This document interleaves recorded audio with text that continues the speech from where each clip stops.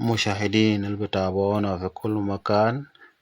ده زيارة بتاع سيد محافظ مقاطع تويج جون مبيون مروب لبانيوك بيام خاصة بوما بغلو بان باي بوما. بسبب الزيارة حقه كان في مشكلة حصل قبل فترة، كان في جروب معين عملوا مشاكل وحرقوا سوق وكان قتلوا نفرين، واحد عسكري بوليس وواحد من جروب تاجونغار. لما جينا في الشارع فكان في أول مطر نزل رباط جاوهلو في الشارع، وزي ما انتم شايفين ده حكومة اللي كان جاي ماشي لبان باي بوما، فكان في مطر نزل ورباط وهلو وكان طريق صعب شديد. فالمهم حكومة بصعوبة نمن رباط طلعوا بعد ما كان وهلو، وزي ما انتم شايفين رباط قاعدين يجروم.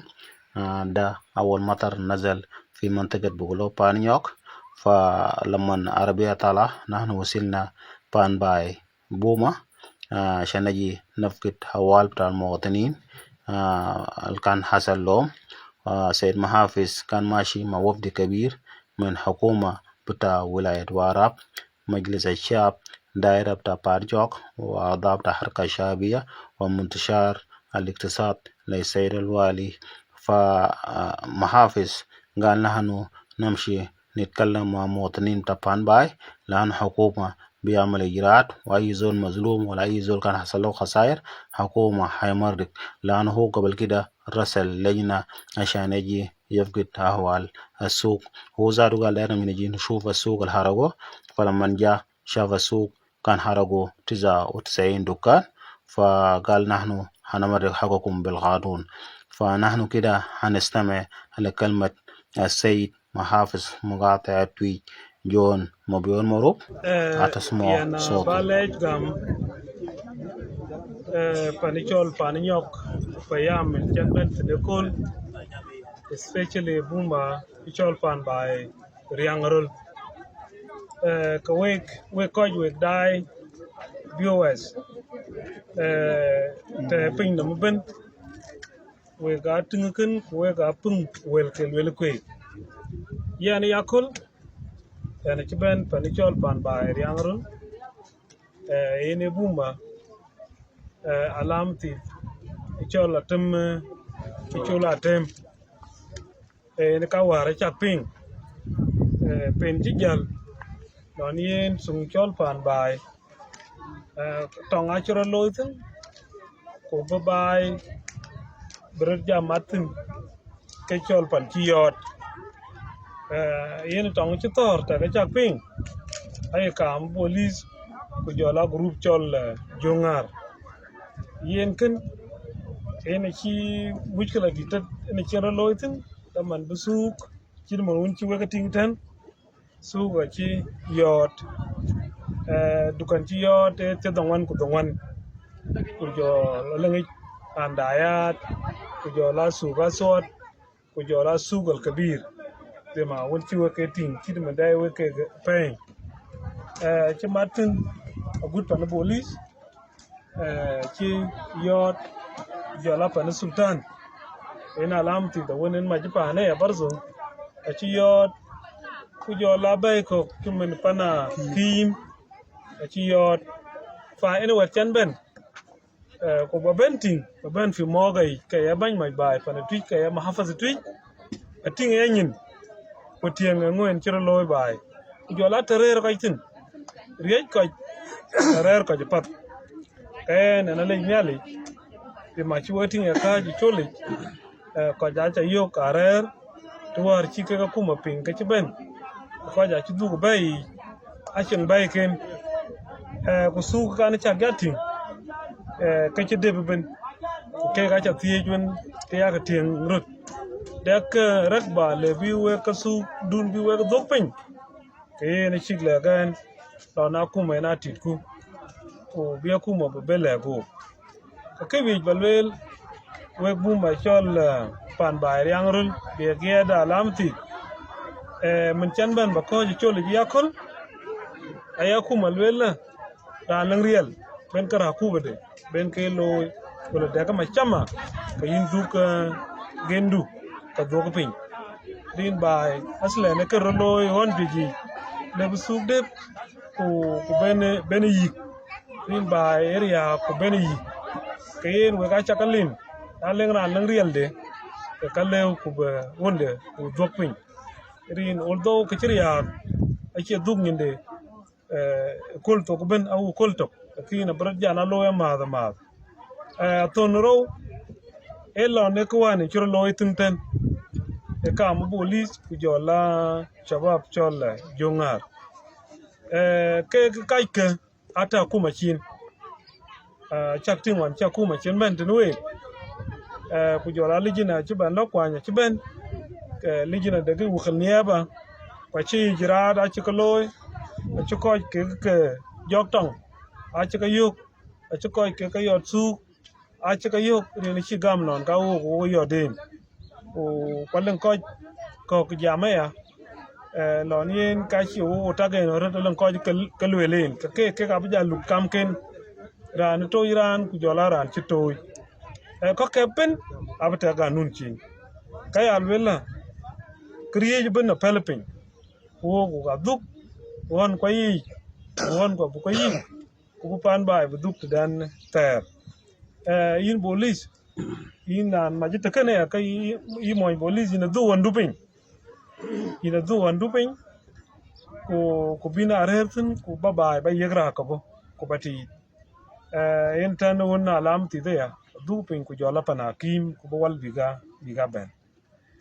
yen ko ke kyadien akai ke lewe gwen lekin yi achala tim chogola ko chat ka ba jala lewe so an bu furo sa ba ka pon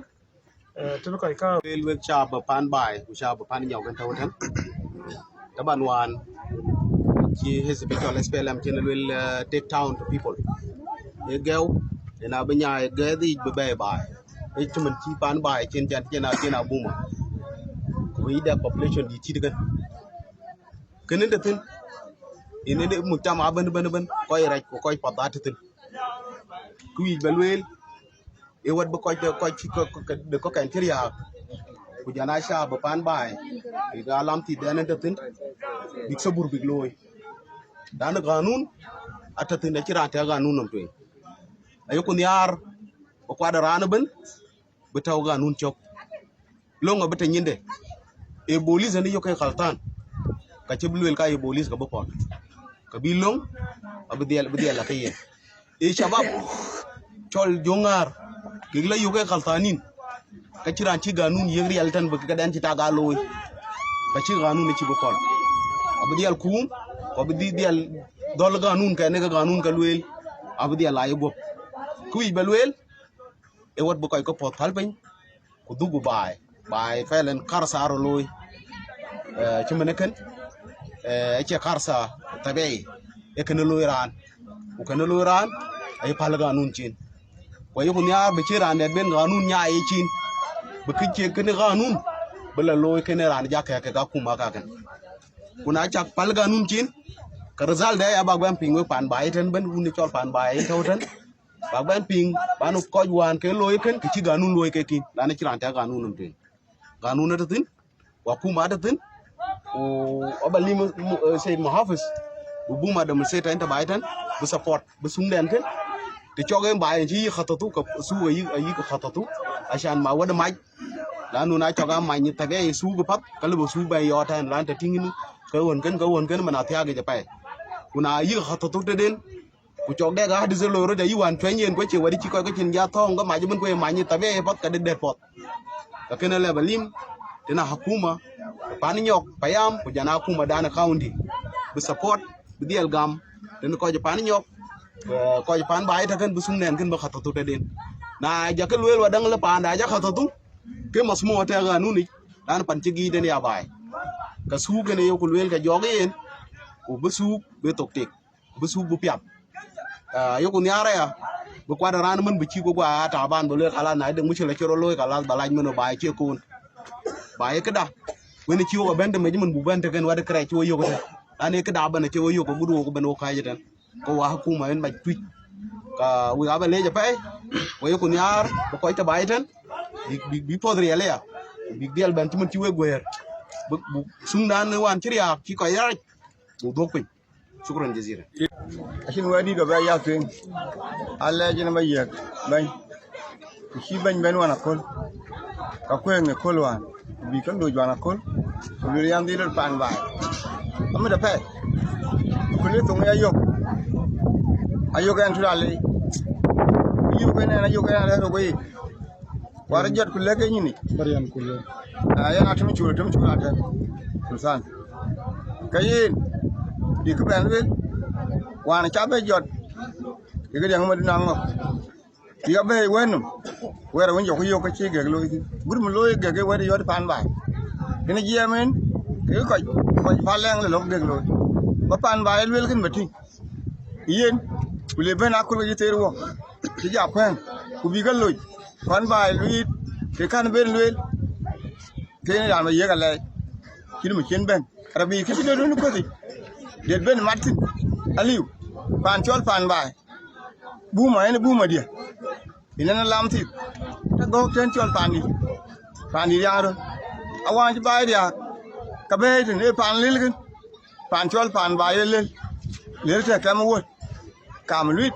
cam gọi cam ruột cam yêu ta kam wo ke len pan thor na ye wan la yum tu le ka le pan kin ba cho le yum tu birin ti kala la ya do ga me wer ma wo ti ha yan ene yum tu de min na bi yum tu aka pan nya ko ja ben ne ke ene twe e pan la na na ya kun ka le mu lurut a sha le mu ko metti na ta wuntin shirmin en yunga de police ki bulwel de ne keke ko ni jo tu be yo tu ni de mu ga na ben ki min ne tu non ben tin yom tu ko ne ye ra ben menti de ta go ko ne ki ben ben tin ya gwar yi kaw yi no ni men dan de den lo ye yo tu gure ye tum te kambe na de ki man ke ga nu ne beti ko na ye ke be Martin Aliu atin lo ye ro ni na ti jwe ko de ki tin ni kang pin pa ya de du na ji ga nu ti dan ko ini ben lok bagu dade dulel ye na leje na yewe na be ganun pancho na dugu pinyakul ka cian ye dugu pinyi twandi aku mane ye dugu pinyi mo walo yene na ben wel ka ben lo yakul ka be loy na de mitil be dugu be yod ka be jati kuna ngi lo ye tuli ko ka lo yekin ka chu be yod ka be teme yoto ye na mi na leje na yewe chine be mati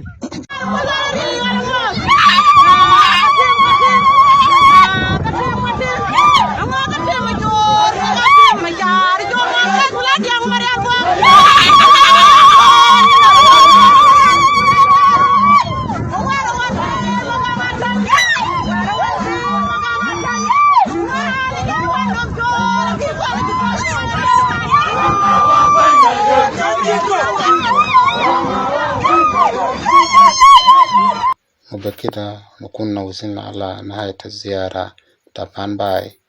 في ميديا رفاط مجان كوال بان باي بوما